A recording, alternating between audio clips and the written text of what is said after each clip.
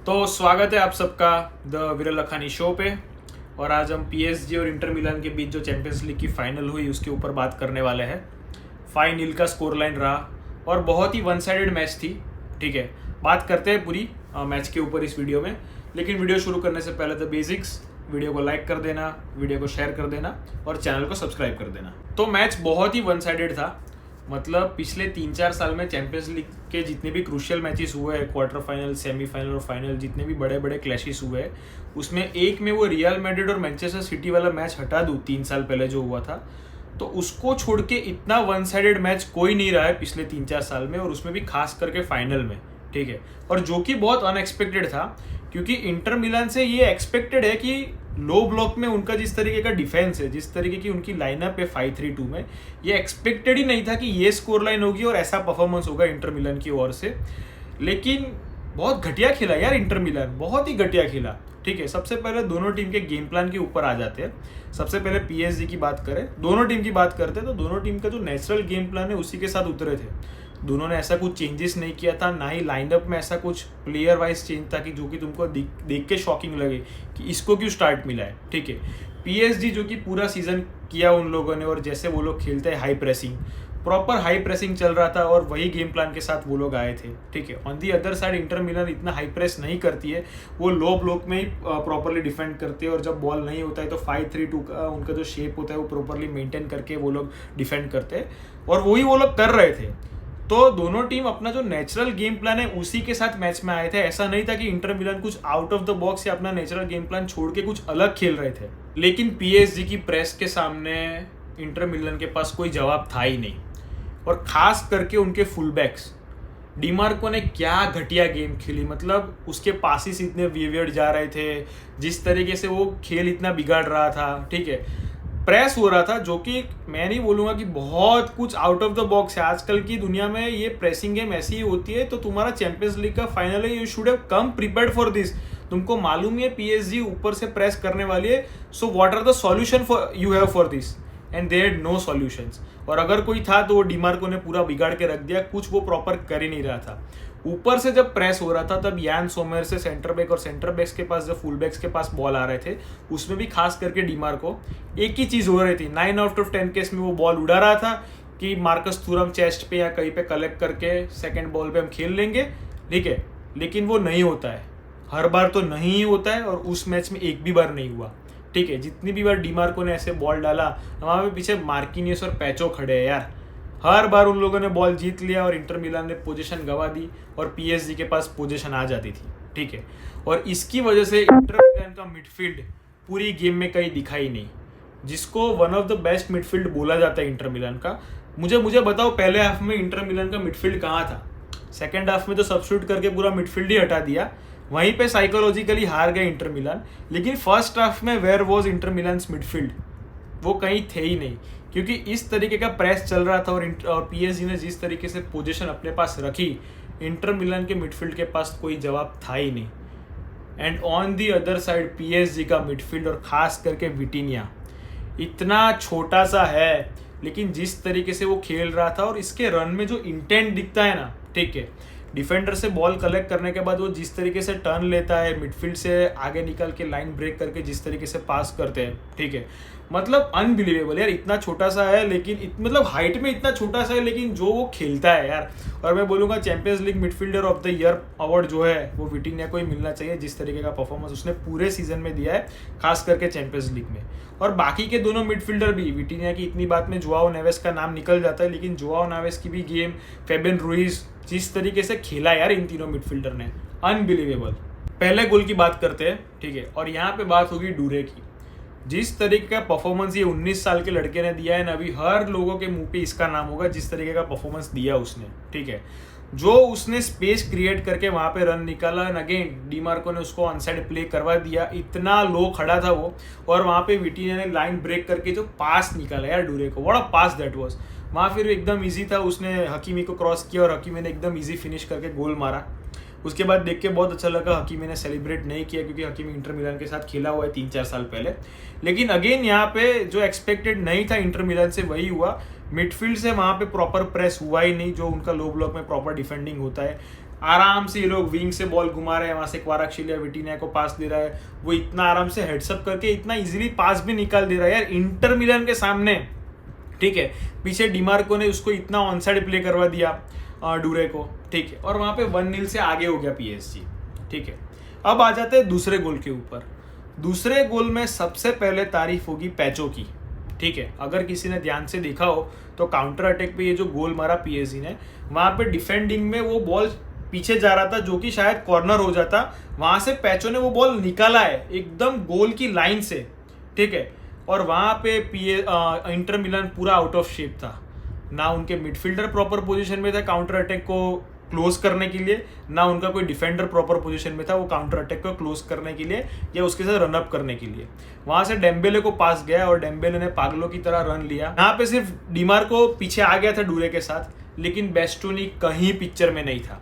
Dembélé ने जब वो पास निकाला डूरे को सेकंड गोल के लिए, तब वहां पे ध्यान से देखना, जब डूरे ने वो बॉल कलेक्ट किया, you still can not see Bastoni in the picture. और बेस्टोनी जो कि one of the best defender जिसको बोला जाता है, वो काउंटर अटैक पे पीछे रनअप क्लोज नहीं कर पाया। मतलब this is like sounding bit unbelievable Inter Milan का ये सब सुन के। और वहां पे थोड़ा अनफॉर्चुनेट हो गया डिमार्को, जिस तरीके की उसकी गेम चल रही थी पता ही था ऐसा कुछ होने ही वाला है, और डिफ्लेक्ट होके वो गोल चला गया। ठीक है, लेकिन पहली 15-20 मिनट में जिस तरीके से PSG ने खेला, दे डिजर्व द 2-0 लीड जो उनको मिली। और फर्स्ट हाफ पूरा PSG ने डोमिनेट किया। जिस तरीके का गेम प्ले हुआ फर्स्ट हाफ में, जब भी विंगर के पास बॉल आ रहे थे उनका मिडफील्ड पूरा आउट ऑफ पोजीशन रहता था। आराम से क्वाराक्शिलिया और डूरे दोनों विंग पे आराम से बॉल खिला रहे हैं। कोई प्रॉपर लो ब्लॉक में ऐसा डिफेंडिंग नहीं हो रहा है जहाँ पे PSG को ऐसा सफोकेशन जैसा फील हो कि बॉल निकालू कहाँ से। विटिनिया और जोआओ नावेस भी एकदम आराम से बॉल घुमा रहे मिडफील्ड में, और डोनारुमा को कुछ करने की जरूरत भी नहीं पड़ी खास फर्स्ट हाफ में। और फर्स्ट हाफ खत्म हुआ 2-0 पे। अब आ जाते हैं सेकेंड हाफ पे। सेकेंड हाफ में थोड़ी एक्सपेक्टेशन थी ये इंटर मिलान से कि शायद ड्रेसिंग रूम में ऐसी कुछ बात हुई हो लोगों के बीच में कि थोड़ा बकल अप कर ले, थोड़ा लो ब्लॉक में अच्छे से डिफेंडिंग कर ले, उनके विंगर के पास इतने आराम से बॉल ना रहने दे, वहाँ पे उनको थोड़ा सफोकेटिंग फील कर रहा है कि उनको बैक पास ही करना पड़े। ऐसा थोड़ा एक्सपेक्टेशन था मुझे तो कि सेकंड हाफ में ऐसा कुछ देखने को मिलेगा and Inter Milan finally counter attack पे शायद एक आधा गोल वोल मार दे, ऐसा उन लोगों ने सोचा होगा। लेकिन सेकेंड हाफ में पूरा सेम जैसा फर्स्ट हाफ में हुआ था, PSG ने ही पूरा पोजीशन डोमिनेट किया। और जिस तरीके से यार खेल रहे थे यार PSG एकदम आराम से बॉल घुमा रहे हैं, और इंटर मिलान जिसका one of the best midfield बोला जाता है, वो सिमियोने इंज़ागी को सब्स्टिट्यूट कर देना पड़ा। चेलेनोलू, निकोलो बरेला और मिखिटारियन तीनों को सब्स्टिट्यूट कर देना पड़ा। फुल बैक्स तो उसने पहले ही निकाल दिए थे, जो मैं तो सोचता था उसको 45 मिनट के बाद डिमार्को को अंदर भेजना ही नहीं चाहिए था। स्टिल उसको 5-7 मिनट और खिला दिया उसको। और बेंजामिन पवार्ड जिसकी थोड़ी बहुत इंजरी चल रही थी, तो उसका तो बनता ही था सब्स्टिट्यूट होना। तो वहाँ पे ये सारे सब्स्टिट्यूशन कर देने पड़े इंटर मिलान को। फिर भी कुछ खास चेंजेस नहीं आया मैच में। ठीक है, पहले 10-15 मिनट तक आराम से PSG ने ही पूरा बॉल पोजीशन रखा और डोमिनेट किया। और फिर PSG ने तीसरा गोल मारा, एंड क्या गोल था वो। यहाँ पे अगेन विटिनिया की तारीफ होगी। ध्यान से देखना, विटिनिया ने जहाँ से वो बॉल कलेक्ट किया है, वो पीछे डिफेंडर की लाइन पे डिफेंडर के साथ 1-2 कर रहा था। वहां से उसने टर्न लेके, और मैं बोलूँगा इंटेंट, उसके रनअप में जो इंटेंट दिख रहा था ना, वहां से वो भूख दिख रही थी चैंपियंस लीग फाइनल जीतने की। ठीक है, वहां से उसने डेम्बेले को पास दिया, डेम्बेले ने एकदम लवली वहां से वो जो बैक पास दिया विटिनिया को, एंड 2 वर्सेस 2 कर दिया। पूरा midfield out of the position निकाल ही दिया। एक पास में इंटर मिलान का मिडफील्ड पूरा गायब हो जाएगा। कैन यू थिंक दैट, मतलब ये कैन यू बिलीव दैट, ये मानने में भी आता है कि ऐसा सब हो सकता है चैंपियंस लीग की फाइनल में इंटर मिलान की ओर से। ठीक है, वहां से फिर विटिनिया ने पास दिया डूरे को, और डूरे ने जो फिनिश किया यार, that was a great finish. और वहां पे PSG की स्कोर लाइन हुई 3-0, और वहीं पे गेम डेड हो गया था। वहां पे PSG चैंपियंस लीग ये जीत गया, क्योंकि 2-0 की स्कोर लाइन के बाद you are still bit fragile. अगर सामने वाली टीम एक गोल मारती है तो एक्स्ट्रा टाइम तक गेम खींच जाता है कि यार शायद कुछ ना कुछ हो जाए। लेकिन 67 मिनट पे 3-0 के स्कोर लाइन पे PSG was winner of this match. उसके बाद सिर्फ ये देखना था भाई और कितने गोल मारेंगे अभी ये लोग। ठीक है, और उसके बाद आया चौथा गोल। चौथा गोल जो आया ना, उसमें भी लोग बोलेंगे डेम्बेले ने जो क्वाराक्शिलिया को पास किया या क्वाराक्शिलिया ने जो खुद को ऑन साइड रखा, वो सारी चीज़ ठीक है। लेकिन यहाँ पे भी डेंजल डम्फ्रीज का गेम प्लान देखना। ठीक है, डेम्बेले के पास से उसने बॉल कलेक्ट कर लिया था। ऐसे नहीं था कि डेम्बेले को पास मिला था सबसे पहले जहाँ पे उसने आराम से ये बॉल निकाल दिया हो। डेंजल डम्फ्रीज के पास वो बॉल आया, लेकिन वहां पे वो ड्रिबल करने गया जो कि उसका नेचुरल गेम प्लान नहीं है। आराम से पीछे बैक पास करके या 1-2 करके कुछ करना चाहिए था, लेकिन वो आगे घुस गया नूनो मेंडेस के सामने। नूनो मेंडेस ने आराम से वो बॉल निकाल लिया, डेम्बेले को पास दिया उसने वहां पे, डेम्बेले ने एकदम वहां से अच्छा पास दिया क्वाराक्शीलिया को, जो कि उसने खुद को ऑनसाइड रखा था। और क्वाराक्शीलिया ने भी क्या फिनिश किया यार, what a great finish that was. And score line हुई 4-0। और फिर पीएसजी ने 5वां गोल मारा। मयूलू ने चैंपियंस लीग की फाइनल में गोल मार दिया। यहाँ पे सबसे पहले मैं लुइस एनरिके को क्रेडिट दूंगा, बनता ही था, मतलब कुछ रिस्क तो था नहीं, उसने मयूलू को सब्स्टिट्यूट करके अंदर डाला। 18 या 19 साल का है वो और चैंपियंस लीग की फाइनल में गोल मार रहा है यार, क्या फीलिंग मिली होगी उसको कि ट्रॉफी तो जीते लेकिन मैंने चैंपियंस लीग की फाइनल में गोल तो मारा। वहां पे इंटर मिलन के सारे प्लेयर्स के शोल्डर डाउन ही थे। आराम से डी एरिया में पीएसजी के प्लेयर ने 1-2 किया और मयूलू ने जो वो फिनिश दिया यार अगेन। और ये स्कोर लाइन 7-0 या 8-0 हो सकती थी क्योंकि लेकिन नहीं हुई, क्योंकि पीएसजी के कुछ प्लेयर ने जो फिनिश दिए थे वो थोड़े छक्के वक्के मार दिए थे, वेवियर्ड फिनिश जो किए थे उसकी वजह से, otherwise score line would have been 8-0 या 9-0 हो जाता।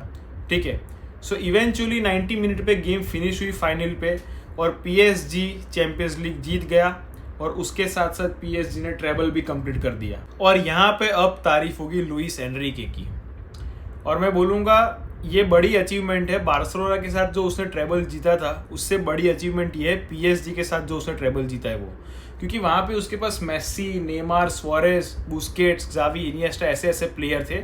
यहाँ पे एम्बापे के जाने के बाद किसी ने नहीं ये सोचा था कि ट्रेबल जीतेंगे, और खास करके चैंपियंस लीग तो किसी ने सोचा ही नहीं था। और कैसी कैसी टीमों को ये लोग हरा के आए यार। फार्मर्स लीग तुम जिसको बोलते हो उसने तीनों के तीनों प्रीमियर लीग की टीम को हराया है क्वार्टर्स, प्री क्वार्टर और सेमीफाइनल में, लिवरपूल, एस्टन विला और आर्सेनल को। और जिस तरीके से खिला यार उसने, इस बंदे का मैन मैनेजमेंट देख लो, टेक्निकल डिसीजन देख लो, टेक्निकल स्किल्स देख लो। मतलब पीएसजी के पास it is not a surprise कि हर पोजीशन पे एक बेस्ट प्लेयर है, लेकिन as a fan what you want कि अब तुम्हारे पास हर पोजीशन पे एक बेस्ट प्लेयर है ना, तो तुम एक अच्छा फुटबॉल खेलो, वो हमको देखने में बहुत मजा आएगा। जो पीएसजी नहीं कर पा रही थी हर पोजीशन पे बेस्ट प्लेयर होने के बावजूद, ये लुइस एनरिके ने करके दिखाया। उसके पास हर पोजीशन पे एक बेस्ट प्लेयर तो है, अल्टरनेट भी उसका बेस्ट प्लेयर है, सब्स्टिट्यूट में भी उसके पास ब्रैकोला, ऐसे प्लेयर पड़े उसके पास।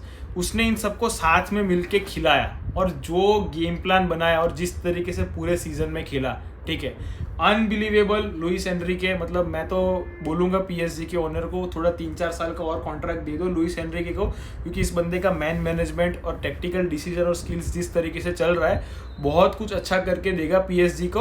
और जो मार्केट में इतना क्रिटिसिज्म चल रहा है इस क्लब का, ऑयल क्लब बोल दो, जो भी बोल दो, और एंड में वो जो मोमेंट थी यार पीएसजी के फैंस ने, मैं थैंक यू बोलना चाहूँगा पीएसजी के फैंस को, जो उन लोगों ने स्टेडियम में वो जो पोस्टर लगाया था उसकी बेटी के साथ वो झंडा गाड़ने वाला, सबको पता ही है ट्रेजेडी जो लुइस एनरिके के साथ हुई थी। ठीक है, so it was very emotional moment and in the end PSG won the treble. और यहाँ पे अभी बैलन डोर की भी एक डिबेट हो रही है, ठीक है, कि क्या बैलन डोर अभी सेटल हो गया है। मैं बोलूँगा 99.9% अभी डेम्बेले ही जीतेगा, ठीक है, जो कि मैं बोलूँगा डिजर्विंग विनर भी है। ठीक है, यहाँ पे वैसे भी बैलन डोर की सेरेमनी जब भी आती है, विनर अनाउंस होता है तो कंट्रोवर्सीज हो ही जाती है, लेकिन इस बार मैं मानूंगा थोड़ी कम होगी, क्योंकि क्लियरली पीएसजी की किसी एक प्लेयर को मिलने वाला है, वो साफ है। ठीक है, और पीएसजी का बेस्ट प्लेयर इस सीजन डेम्बेले था। स्टेट्स वाइज भी देख लो, इम्पैक्ट वाइज भी देख लो, 2 असिस्ट दिए उसने फाइनल में, तो स्टेट्स वाइज देख लो, इम्पैक्ट देखना हो, परफॉर्मेंस वाइज कुछ भी देख लो, Dembele is right now far ahead from everyone. थोड़ा खाली पिक्चर में ये क्लब वर्ल्ड कप है, उसकी वजह से ये डिबेट अभी थोड़ी चलती रहेगी, लेकिन क्लब वर्ल्ड कप में भी पीएसजी है। ठीक है, थोड़ा बहुत अगर आगे परफॉर्मेंस अच्छा दे दिया पीएसजी ने तो 100% डेम्बेले ही बैलन डोर जीतेगा। ठीक है, ये अभी थोड़ी 5-6 महीने बाद की बातें, जब होगा तब देखा जाएगा, लेकिन for now congratulations to PSG for winning the treble.